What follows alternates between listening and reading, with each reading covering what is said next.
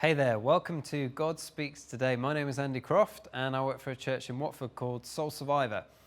And in this series we really believe that God speaks into all sorts of areas of life today, and he uses the Word of God, the Bible, to do so. And the subject that we're going to look at today is the subject of celebration. I don't know what sort of a background you've come from, whether you've grown up outside of the church or inside of the church, but I grew up very much inside the church. My dad works for the Church of England, and so when I grew up, at one point he was a vicar, and we grew up in Halifax. My dad is a Yorkshireman, my granddad is a Yorkshireman, and we grew up in Halifax. In this little parish church was where my dad was a vicar. And because he was a trendy vicar, he was trying all sorts of different things. And one of the things that he tried was a praise band. So I don't know how many of you attended church in the 90s, but I was at church in the 90s when we had a praise band. And we would try all sorts of cutting edge, trendy worship songs. And there's this one worship song that I remember never really gelled with our little Yorkshire parish church. And it's this song that I've actually got the words to it, and I can't sing, unfortunately, but I'm going to attempt to try and sing you some of it. It goes like this. Some of you may recognize this if you've grown up in church. If you do, feel free to sing along. It goes like this. You shall go out with joy and be led forth with peace, and the mountains and the hills will break forth before you. There'll be shouts of joy, and all the trees of the field will clap their hands. And then the chorus goes, and the trees of the field will clap their hands. The trees of the field will clap their hands. The trees of the field will clap their hands, and we'll go out with joy. That's how it is. And apart from they sing it in tune. And I remember singing this with all the guys that were at our church, and some of them very elderly with their little Zimmer frames. And today, in a modern worship set, if you've ever been in a place where they have like Mac computers next to the drum kit, if they really want to take it up a level, they hit a button on the Mac and this track just drops and suddenly it's like boom. But in the early 90s, the way that they took a praise song up a level is they just sang, as far as I can tell, they just sang exactly the same song, but they sang it faster. And so we suddenly started going, we shall go out with joy and be led forth with peace. And we're all there on our Zimmer frames. And we used to parade around the outside of the church doing it. And I remember there was this one occasion we decided to witness on the streets. We were going to take worship to the streets. So we went to this local estate and my dad hired this lorry. And we put our band on the back of this lorry. And the lorry drove slowly and we all walked behind the lorry singing our songs. And if you've ever been seen out with like your mum in a shopping centre or something like that, buying clothes, that can be embarrassing, but it's nothing in comparison to the embarrassment I've experienced where I've been seen by my friends on this estate, walking behind a lorry with a band on, going with my mum who's going, we shall go out with joy and be led forth. And I remember just being like, please God, no. But we looked like nutters, and the more I look back at it, the more I think, gosh, we were crazy doing that. But the sentiment, I think, was absolutely spot on, which is that we are, as a people, to go out with joy. That's one of the things it means to be a Christian. And for so many years, I think I've got too obsessed with all the stuff that we're meant to do. And so I think of being a Christian as like, I've got to pray more, I've got to read my Bible more, I've got to tell people about Jesus more, I've got to give more, I've got to serve more. And actually, you miss the fact that at the heart of it, this is about what's been done for us. This is about what we've received, and it's good news. And so if you even just look at the Christmas story, the way that it begins, an angel appears, there above the shepherds and the sheep, and he starts saying, I'm bringing you good news of great joy. And then these backing vocal angels come out from wherever they're hiding, and they start singing a little song as well about how it's peace, peace on earth. They're there having a party in the stars above the shepherds and the sheep. And beneath them, Jesus is being born. Joy is entering in the world. And then he brings joy and he gives joy to everyone around it. There's this thing that he says in, I think it's in John. Let me find the little passage for you. He says, these things I have spoken to you, that my joy may be in you, and that your joy may be full. John chapter 15, verse 11. Someone once said a Christian should be an alleluia from head to foot. We are to have, as God's people, a joy that wells up from within us. Not the sort of joy where we say, I'm really, really happy deep down inside, but I'm just not going to tell my face about it. It's like I'm genuinely just got this deep sense of joy. And there are benefits to joy. Let's just get the ball rolling with some benefits. So a couple of the benefits of joy would be it gives us strength. Another example of that in the scripture would be when Nehemiah tells the people in Nehemiah chapter 8, verse 10 to go and have a party, basically. He says to them, "Go and enjoy choice food and sweet drinks and send some to those who have nothing prepared. This day is holy to our Lord," which, by the way, is where the word holiday comes from, holy day. "This day is holy to our Lord. Do not grieve, for the joy of the Lord is your strength." And we know that joy gives us strength in all sorts of situations. I don't know if you've ever tried to learn an instrument. I tried to learn the flute when I was in primary school. I don't know why I chose the flute. There's nothing macho about the flute. But I tried to learn the flute and I lasted a year. And the reason I only lasted a year was, number one, it was a flute, but mainly because I didn't enjoy it. And if you've tried to learn an instrument before and you haven't enjoyed it, I bet you quit. There's something about joy that gives you this ability to keep going. It gives you strength. Another benefit of it is it keeps things in perspective. Have you ever had an evening where you've just had the most horrific day, and you come home and you maybe find yourself in the pub with a friend or chatting to a friend, and they just say something or tell you a story that's just so funny, and the two of you have had it where the two of you just start cracking up and you're just laughing from deep down inside. And a moment like that, it doesn't change anything in terms of the circumstances, but you just feel lighter, don't you? You feel like a burden has lifted. I remember a time I was feeling particularly low. I went to visit a friend and we just had a barbecue and we sat outside. We put some coals on a kind of an outdoor fire and we had a glass of wine and we chatted and we just enjoyed each other's company. And I walked home and I thought, flip, all my problems are still here, but something has lifted. There's a benefit to joy. It gives you strength. It keeps things in perspective. It gives you endurance. But even if we're not sold on the benefits of joy, the benefits of celebration, we are, I'm afraid, when we look at the Bible, we are under orders to celebrate. God commands his people to celebrate. Richard Foster talks about it as the discipline of celebration. And it all begins, the biblical basis for this, with God himself. We don't often think of God as a joyful being, maybe. Sometimes we might just think of him as old or righteous or full of justice or good or whatever, but he's actually the most joyful being that exists. And there's places you can see that. One of my favorites is creation. Can you imagine if God approached creation, his work, in the same way that we approach our work sometimes? You know, on the first day, Monday, God was like, oh no, it's Monday. And he drags himself out of bed and he thinks, I have to do some work today. I have to create light today. And he thinks, I could create stars and I could create kind of giant, beautiful galaxies, and I could make all this, but instead I'm just going to make a couple of light bulbs. And then he looks at it and he thinks at the end of the day, well, it'll have to do. And then he gets back in bed. And then Tuesday, God drags himself out of bed and he thinks, I've got to create some land today. And he thinks I could create glaciers and forests and mountains, but instead I'm just going to create the world grey and flat and bleak. And behold, the whole world looks like Milton Keynes. And God looks at it and thinks, it'll have to do. But that's not how he does it, is it? You can see a world that his imagination has just gone riot. He has created a world of music and life and laughter and celebration everywhere. He's a joyful being. One guy called G.K. Chesterton describes God, and he's kind of comparing God to a child in some respects. And he says, you know how little children, they almost don't seem to mind monotony, doing the same thing again and again. You know, we know this if we've ever played with a little kid and he wants you to chuck him in the air or something. You chuck him in the air and he sort of smiles and says, again.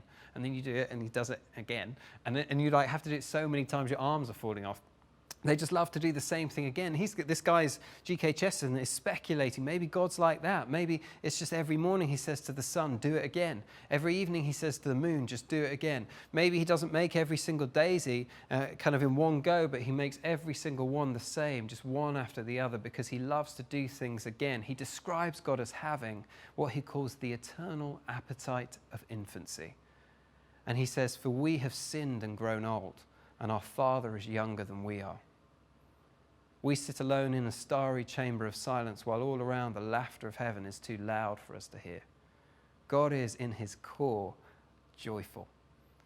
And we as his people are to reflect that. We are to be joyful. And you can see it in the Bible, he is deliberately creating a party people. A couple of examples of what that might look like. He structures them so that they have to have time to celebrate. So he says to them, every week, I want you to have a Sabbath. You have to have a day off. That was good news for people that used to be slaves. 3 times a year, he says, I want you to stop working 3 times a year, and I want you to go to Jerusalem and have a giant party, have a big celebration, worship me and rejoice at my goodness. So 3 times a year, imagine you have to suddenly just stop everything and go for this giant party in the capital city. And then once every 7 years, they had to have a year where they didn't plant any crops, where they gave the land a rest. And in giving the land a rest, of course, you have to give yourself a rest as well. And in that year, they were just to eat what the land produced, and they were to trust God to provide for them. Every 50 years, they were to have this thing called the Year of Jubilee. And the Year of Jubilee was this super year where there was to be total celebration. You can read about it in Leviticus chapter 25. But in a nutshell, one of the things that they did in the Year of Jubilee, or they were meant to do, is you were meant to press the reset button on the whole economy. So all of the wealth that had over the last 50 years kind of worked its way into the hands of a few would be redistributed so that everyone would get what they were originally meant to have. And the whole economy would be shared out. Can you imagine living in a country where every 50 years all the wealth gets redistributed? Wouldn't that be a joyful place? Wouldn't that be a place of celebration? Well, that's what Israel were meant to be. They never managed it and they never did it, but that's how God told them to live. And then ultimately, he comes as Jesus. And when Jesus comes, one of the things that he does is he goes into the synagogue in his hometown and he reads to them from the book of Isaiah. And I'll read it to you. You can find it in Luke chapter 4, starting in verse 18. Jesus says, "The Spirit of the Lord is on me, because he has anointed me to proclaim good news to the poor. He has sent me to proclaim freedom for the prisoners and recovery of sight for the blind, to set the oppressed free, to proclaim the year of the Lord's favour." And another way of translating that phrase, the year of the Lord's favour, is the year of Jubilee. Jesus says, I'm here, and I'm here to enact the year of Jubilee. And one of the reasons why we struggle to celebrate, one of the reasons why Israel did and we do, is because we struggle to trust God for provision. So Israel wanted constantly to make sure that they were going to have enough. But the Bible tells us that we are to trust in God for the things that we need. And actually, whilst the world often tells us, hey, be careful, doesn't it always say that, be careful? The Bible actually says, be carefree. Let me give you one example. This is from Philippians chapter 4, verse 6. Paul writes, do not be anxious about anything. Another way of translating that is, he literally says, be carefree. Let me be clear, I'm not saying that means we don't care about the state of the world around us with all the horrific things that are happening, nor does it mean we just put this plastic positive smile on our faces and none of us are real. But it does mean that we actually, in the depth of our being, we're able to rejoice. Jesus knew sorrow. He's described in Isaiah 53 as a man familiar with sorrow and pain, so he understands that, and we don't pretend that isn't there. But we're meant to find this balance. And Paul, in one of his letters, he talks about how he's sorrowful, yet always rejoicing. And for many of us, we're actually okay at the sorrowful bit, but we struggle with the rejoicing thing. And one of the reasons for that is we struggle to really trust God for his provision that he's going to provide. So Paul says here, be carefree. And then he goes on and says, don't worry about stuff. He says, put your burdens onto God. Jesus' motto isn't, don't worry, just be happy. His motto is, don't worry, for your Father knows what you need. Look at the birds of the air, he says. They don't worry about what they're going to eat. Look at the flowers of the field. They don't worry about what they're going to wear. How much more valuable are you to God than they? So why are you stressing about all this other stuff? I remember a few months ago, my wife and I, we do okay for money, but we were a bit hard up. We just had a baby and she stopped working. And so that's our income kind of halved. And I remember Beth was praying one morning and the Lord spoke to her. She felt like he said to her, look, just don't be afraid to ask me for what you need. And at that time, what we really needed was a fan for our son's bedroom. He just got like a heat rash, a skin condition. It was really hot. And we really wanted a fan. And the fan that came into Beth's mind was this one that she'd seen in John Lewis, which is why we couldn't afford it. But it was a Dyson, like air blade type fan. So it was this state-of-the-art fan. And that's what came to her mind when God said, don't be afraid to ask for what you need. So that's what she asked for. Anyway, I promise you I'm not making this up, right? The same day, the very same day that she prayed that prayer, she's walking down the street with a friend. And as she's walking down the street, someone approaches from the opposite direction and they're carrying one of these fans. And so Beth went up to them and she said to them, where are you going with that fan? And this guy said, I'm on my way to sell it. And Beth said, well, how much are you selling it for? And he said, well, they go new for £225. But you can have it for 15. And so Beth was like, absolutely. She paid him and she left. The more I reflect on this story, the more I am 90% sure that that fan was probably stolen. But my wife worked on the principle that pay in cash and don't ask any questions and they won't tell you any lies. But anyway, she took it and she was just loving the fact that God had just provided in that way. Now, he didn't need to do that.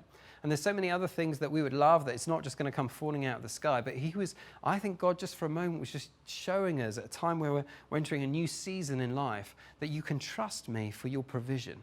So just stop stressing about that stuff, Andy. Be carefree about the things of the world. Care deeply about what I care about, but not about this other stuff. That's how we're meant to live. And that's one of the ways that celebration and joy becomes more of the fabric of our lives. But it doesn't come naturally to us. And so I just want to finish with 4 tips. If we want to practice the discipline of celebration, how can we do it?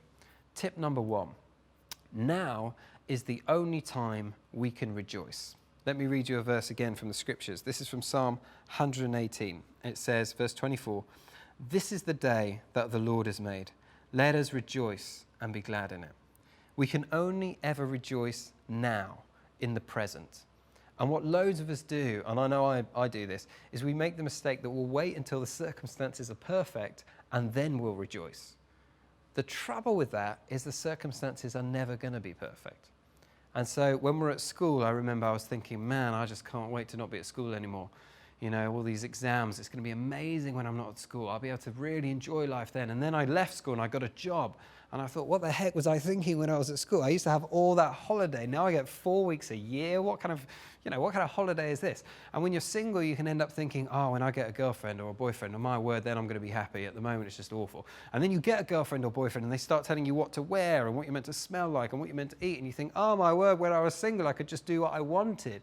Maybe I'll be happier when I'm married. And then you get married and you think, flip, I thought I had issues when we were just dating. Now we're together for the rest of our lives and you're telling me to do this and telling me to do that. And you think maybe we'll be happy when we have kids. And then you have kids and you think, oh my word, I thought I had no time before. Now I'm waking up at 5 o'clock every single morning. Maybe we'll be happy when the kids grow up and leave. And then the kids do grow up and they do leave. And then you have empty nest syndrome and you're thinking, oh my word, there's no one in our house. It was so lonely. It was so much better when they were all here. And then we die. And if we're not careful, we can go through the whole of life thinking, I'll rejoice when this happens and when that happens. And so often the perfect circumstances never come about. And if they do, they don't last long. Rejoicing, celebrating, is something that can only ever be done now. And of course, one question we might want to ask is, well, how can I rejoice and celebrate when there's so much pain in the world, when there's so many horrific things that are happening?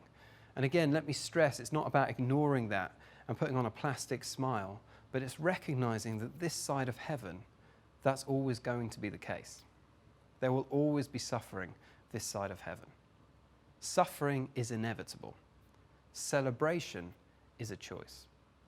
And so often what we see as we look at the church is that those who are actually closest to suffering, closest to pain, Mother Teresa would be one example, they were known for their joy because even in the midst of those circumstances, they understood that this is the day that the Lord has made. And so this is the only day I can rejoice and be glad in. If we want to practice celebration, it's all about celebrating now. The second tip I'd have for us as we practice the discipline of celebration is, and I'm saying this very much to myself, we need to get over ourselves. I remember reading this book by John Ortberg called The Life You've Always Wanted, and there's a great chapter in that book about celebration, and he describes his daughter Mallory, and he says in the Ortberg house we have what we call Deedar days, where we just have, they're like party days really. And he says there was this one time he was bathing Mallory, and she got out of the bath and she was running around, and she was running around saying, it's a Deedar day, it's a Deedar day, it's a Deedar day. And he was getting a bit frustrated because he wanted to get on to what he had to do next. And so he just said, Mallory, quicker, come here quicker. And she misunderstood what he meant. And so she started going, it's a D-Dar day, it's a D-Dar day, it's a D-Dar day, even quicker. And he was like, Mary, that's not what I mean. I mean, come over here so I can dry you off. And, and then she just looked at him and she said, why? And at that point, he realized he didn't actually have an answer to that question. He genuinely didn't really have anything else to go on and do. He was just frustrated and he just wanted to move on to his next thing. And he realized that Mallory was able to see in the world about her all these opportunities. The world was pregnant for her with opportunities to celebrate and to rejoice. And he had missed those. And someone once described boredom as the self stuffed with the self. It's when we get so into ourselves, we can't see all the opportunities there are around us for celebration and for joy. And sometimes one of the reasons behind that is because we just get used to stuff. I remember when I got a new car, my old car was this VW Polo that I loved. Someone gave it to us and I totally loved it, but it began to fall apart. It got to the point where the electrics wouldn't work, the radio never worked. I remember the electric windows wouldn't work, which was not a problem until you drive into a multi-story car park and then you realize you can't actually put the ticket in. So you have to open your door and look like the idiot that can't park. And then every time I had to exit the car park, I'd have to get out the door, put the ticket in, get back in the car, stall the car, restart the car, drive off. But there was a day when we bought a new car, and I remember sitting in this car's Ford Focus, and the smell of it was just like, And then I remember we putting the radio on, and even though I don't really listen to the radio, I just listened to the radio all day because I had a radio that worked, and it was incredible. And then I remember also having electric windows, and I could not only put my own window down, but from the driver's side, I could put the passenger window down. So I would put the other person's window down, thinking I was completely hilarious. And I literally did that for about 6 months. Why? Because it was just new, and you love stuff that's new. But after a while, it just becomes a car. And that's what happens to us. So often we just get used to stuff, and then we begin to miss the opportunities there are for celebrating them. Hedonism is not the discipline of celebration. Hedonism is where you're looking for another pleasure, you need a better car, you need a bigger house to continue to enjoy your life. The discipline of celebration is learning to appreciate those small things that you've always had, you just began to forget them. And sometimes almost losing some of this stuff is the best way to realize what you've actually got. There's an author called Philip Yancey, and he writes about a time when he was in a car crash, and he for 6 hours, he was in hospital, and they told him he could well be paralyzed from the neck down. So you imagine you're lying there for 6 hours, and you don't know if at the end of that you're going to be able to walk, you're going to be able to move at all from your neck down. And in the end, he was fine. If the break in his spine had been an inch to the left, then he would have been in trouble. But he came out of the hospital the same day. And he writes this about that experience. He says, "I hope I never forget that window of time or what I saw through it. For a few weeks after the accident, I walked around in a daze of grace, looking at the sky, trees, grass, my wife, my friends, with newly washed eyes. Even as my battered body brought new aches and pains to my attention, life held surprises around every corner, fresh promptings to gratitude and joy. Each day I awoke with a profound sense of gratitude for the simplest things: birds flitting from tree to tree, the sound of the creek flowing around the rocks and ice near our home, the ability to move a finger, to dress myself. Then the sleepless nights in the neck brace began to take their toll. Woodpeckers hammered holes in the west wall of our house. In an electronic conspiracy, the television, microwave, and refrigerator all stopped working. Life also grinds you down. I am trying to keep before me the crystalline vision I had while lying strapped down for several hours. I have learnt how thin is the thread that separates life from non-life, and how comforting is the knowledge that I am not alone on this journey. What we spend so much time and energy on, finances, image, achievement, matters so little in the face of imminent death. What matters reduces down to a few basic questions. Who do I love? Who will I miss? How have I spent my life? Am I ready for what's next? The challenge is, how do I keep those questions in the forefront as I come to my desk each day and face piles of paper and blinking electronic messages? Every tick of the clock is a gift from God. Every day has the potential to be a D-Dar day. And we see that when we begin to get over ourselves, Sometimes we're so wrapped up in ourselves that we don't unwrap the gifts that are all around us. The third tip for how to practice the discipline of celebration is just to be practical. Find excuses, birthdays, anniversaries, anything you can get hold of to celebrate. I heard of one couple that they have they have 40 trees on their farm because they planted a tree every time they had an anniversary. Find excuses, be practical. And the final way that we practice the discipline of celebration is we remember how this all ends. We live in the light of the future. And sometimes when we look at the present, we can find it a little bit frustrating, but imagine watching a sports match back and you already know how it's going to end. The tension wouldn't feel so great. Well, we know how this ends. There's a picture that I love in The Lord of the Rings where Gandalf and Pippin are having a conversation, and it looks like pretty bleak. There's orcs battering down this door. It looks like they're almost certainly going to die. And Pippin says this to Gandalf. He said, "I didn't think it would end this way." "End?" says Gandalf. "No, the journey doesn't end here. Death is just another path, one that we all must take. The grey rain curtain of this world rolls back, and all turns to silver glass. And then you see it." "What?" Gandalf. "See what?" "White shores, and beyond, a far green country under a swift sunrise." And in the Bible, we're promised a picture of the end. Let me read you the picture. You can find it in Isaiah chapter 55, verse 12, and it says this: "You will go out in joy and be led forth in peace. The mountains and the hills will burst into song before you, and all the trees of the field will clap their hands." The picture that we get from Revelation is that the biggest party that's ever going to be thrown is the one where we will be guests. The greatest wedding we've been to on earth, the best party you've ever attended, the happiest child, will be nothing in comparison to the joy that awaits us. God is a joyful being. We are to be a joyful people. And the way we grow in that is we practice the discipline of celebration. Celebrate now. See the gifts around. Let's get over ourselves. Be practical and live in the light of the future. And as we rejoice and celebrate, then others see that and they're drawn to it, and then we can tell them why. This has been God Speaks Today. Thanks for joining us. See you next time.